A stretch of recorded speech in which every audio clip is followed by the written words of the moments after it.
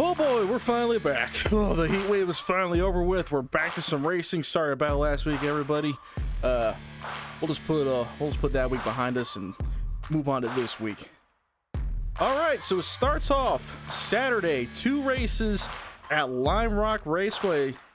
This is a big, well, I say big, it's actually a fairly short road course.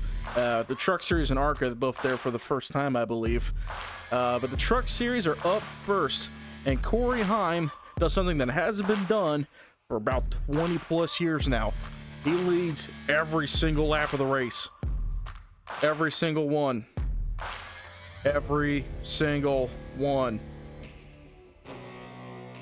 Okay, there is a little bit of a caveat. So there was a late race restart with like 5 laps to go. Lane Riggs could not keep up with Corey the entire day. But Corey spun it just a little bit on the restart, and Lane got ahead of him and beat him to the line. Now, the rule is second place is not allowed to beat the leader to the start-finish line. But once the leader gets going, technically it's, every man for himself. And so Lane Riggs technically, by technicality, led 1 lap. And Corey Heim led the rest of the 99 laps today. Obviously swept both stages.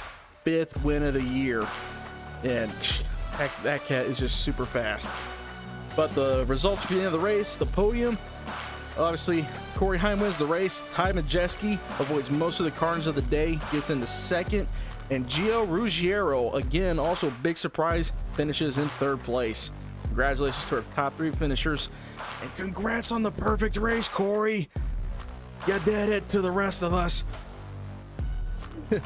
But immediately after that, we turn to the ARCA Menard Series. And for all of you iRacing veterans who have raced Lime Rock before, you know exactly what's about to happen. Lap 1, turn 1, the entire top 4 missed the corner, and it's just dirt and smoke everywhere.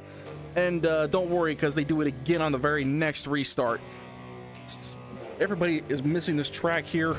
I don't know what it is about this corner. It's not a lot of space to get up to speed going into turn 1. I don't know how you're cooking it so hard, but they do, and that does become the story for pretty much the rest of this race. There's always somebody who goes off into this corner. Everybody's spinning out.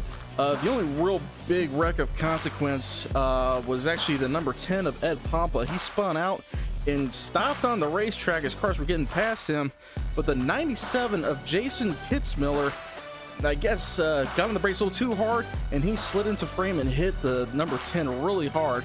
Fortunately, both of them walk away, but those cars were destroyed. At the end of the race, the number 70 of Tom Annunziata. Where are these people coming from? But anyway, he gets his first career ARCA Series win. Alan Day comes in the runner position, and Lawless Allen, awesome name by the way, finishes in 3rd place. Anyway, from the Lime Rocks to Peaches, we are in Echo Park, Atlanta Raceway for this weekend. And we start off with the Xfinity Series on Friday, and lightning strikes. Yep, after an unfortunate incident at Pocono a little over a decade ago, NASCAR has a policy: if there's a lightning strike within 10 miles of the racetrack, it's a mandatory 30 minutes cease all track activity until the lightning clears away. Lightning cleared away, everybody got back to the cars, did a couple laps, lightning struck twice, because it always does. So they had another delay, but eventually, unfortunately, there was no rain, so they got the rest of the race underway. Sheldon Creed starts on the pole alongside drafting ace Austin Hill. And yes, drafting on a 1.5 mile track. Those of you who don't know, about 5 years ago, the racing sim iRacing helped Atlanta Motor Speedway redesign their tracks, change the bankings and the turns, and basically turned Atlanta into a miniature Daytona. This is a full-on drafting track, unlike anything we have seen before, and it has provided some amazing racing for the last couple of years. And the more the track ages, the better it seems to be getting. And this weekend was no exception. Stage 1 goes pretty clean for the most part. Some cars spin off, as will become the norm for this weekend. But lap 41, the big one, strikes hard. The leader squeezes off 3 wide in turn 2, and it just causes a massive pile up at the very end of the stage. Taylor Gray holds on to the lead for that entire mess and wins stage 1 in that 54 car. Stage 2, some more spins plagued the rest of this stage. Nothing too big of consequence. It's always one car here or there, everywhere. And Brandon Jones ends up taking it at the end of that one. As we move on to stage 3, more restarts start popping up, and all of a sudden, we see Jesse Love and Nick Sanchez up front fighting for the lead. Both of these drivers vying for their first Xfinity Series win, but at the end of all things, after multiple restarts, Nick Sanchez in that 48 car holds on for his very first career win, and right after him is Carson Voppel for JR Motorsports and Sam Mayer for the same team. So congratulations for Nick Sanchez and first career win. So Saturday night was our first race back on TNT in well over a decade. I think 2013 was the last time they broadcasted NASCAR. But fortunately, we kept most of the same prime broadcasters. So we still had Dale Jr., Adam Alexander, and Steve Letarte up in the booth calling the race, and they did a fantastic job as always. Also, we have a bracket challenge. Basically, I think NCAA brackets, but with NASCAR's top 32, don't worry, nobody's bracket survived the night. We'll go over that in a minute. But starting on pole, NASCAR's most hated driver of the modern age is Joey Logano, alongside Josh Berry in that 21 car, and the Fords, always the favorites going into these drafting tracks. They always have the speed here at Daytona and Talladega.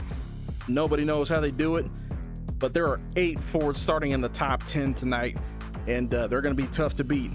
The first stage of the race goes fairly calm, with a caution coming out of the very end for a multi-car wreck up at turn 4.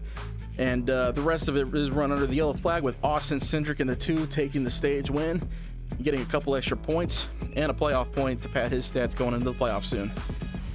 Stage number 2 is where everything goes to hell.